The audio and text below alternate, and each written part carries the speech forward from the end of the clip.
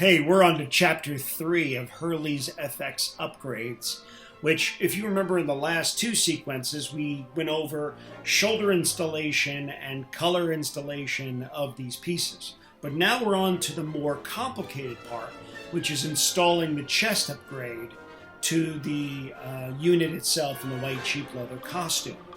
Now, unfortunately, one of the problems that I've run into is that the white sheep suit is not consistent.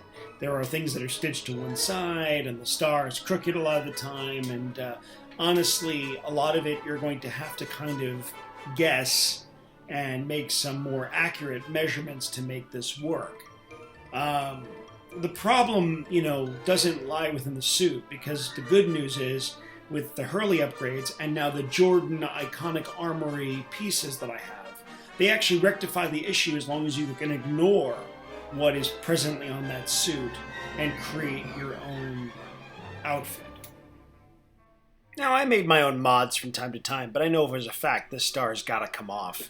In fact, everything's gotta come off. So, we made a small incision in the back of the suit and realized that we had to peel off the edges of the star with a pair of pliers. So, here I am with my trusty pliers, and I'm in the process of pulling it off. You'll find that actually by removing that, well, the star will easily come right out of the unit. After pulling all the other crap off of it, well, it looks pretty terrible, I gotta say, but it won't for long. So one of the first things I did was I laid everything out to see what it would look like with the scales on it. Hurley gives you some instructions so you can kind of realize that the top portion gets cut back to actually be added to the bottom portion.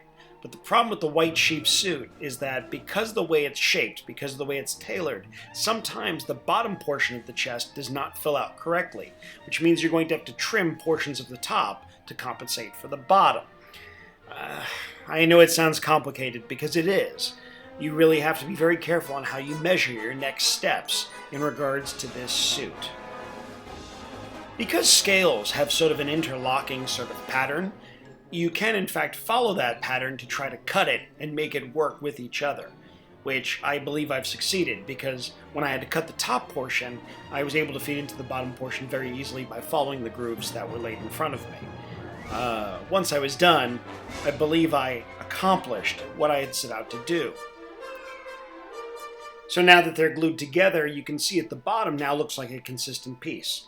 Mind you, this is not glued to the chest yet. There's still a lot of work ahead of us. For one, I've got to measure now where the button snaps are going to come down, and I've also got to see where the harness is going to fall as well. Well, once you find that out, then you have to lift your parachute and cut enough that basically it's still covered by the parachute and also still shows the scale effect underneath. This is a long process and will take quite some time. That was exhausting. So what I'm going to do is when I finish doing all of these cuts, I'll do the same thing on the other side of the costume so I can show you a finish of how those cuts work together. After that, I will show you how the bottom portion gets filled in below the star, as well as how the cuts go in between the starburst itself to make it look seamless. I hope you'll join me, and thank you again for indulging my creativity.